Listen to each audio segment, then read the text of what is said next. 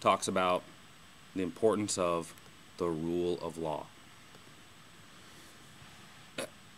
It would be funny. It would be funny. All right, so there's one last thing I wanted to show, because I just think this shows how, the choices with which we as a nation are being confronted right now.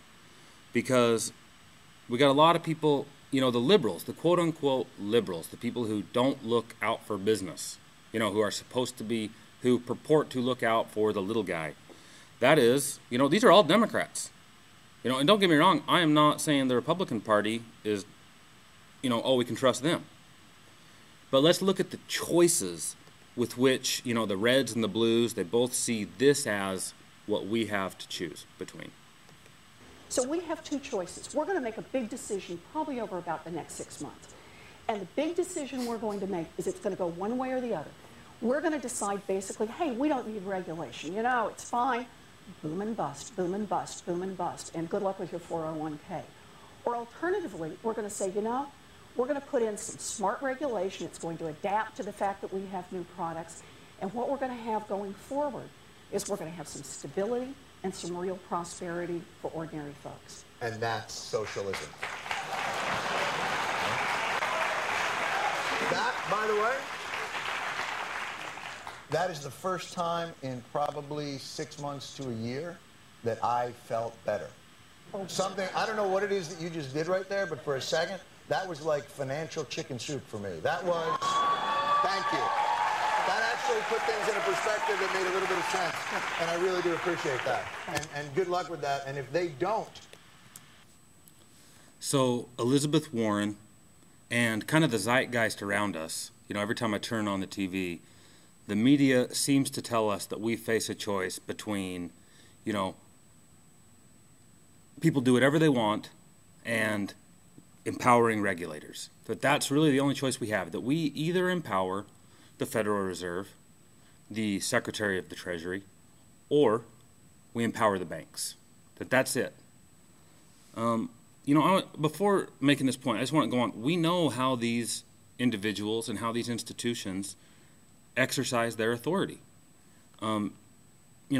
Secretary Paulson is one of the nation's most important law enforcement officers. Well, he chose not to invite the only federal regulatory agency that looks out for investors. He chose to keep them in the dark throughout this process. Chairman Ben Bernanke is a very powerful regulator as chairman of the Board of Governors of the Federal Reserve. He has vast authority over the nation's financial institutions and over lending practices. This is how he chose to exercise his authority. And, the banks. I don't even know. What can you say about the banks? I'm not an officer. This is local government. And they're the only people he's the only one providing any sort of check on these financial institutions. Any type of law. He's the only one imposing law, is the state of New York. These people would just as soon sweep this whole thing under the rug, apparently. We don't want to talk about it. This choice between large corporations and large government, that guarantees large institutions. Just an illustration. These large institutions could not exist but for government. Imagine if Exxon hadn't had the help of the United States military over the last 50 years to secure its oil rights. Imagine if, well, one last point. Again, my book here, I'm studying payment systems. Ugh. And, well, it's shocking. There's always some fun, shocking stuff in here. And one of the things I'm reading about are wire transfers. And wire transfers are ways to send vast sums of money around the world in a completely secure, safe manner from bank to bank. And perfectly predictable. What the wire transfer system and it's like the Uniform Commercial Code, Section 4A, and then also, I'm trying to look for it, but there's like an international, you know, law that allows this to, that does it too. There we go.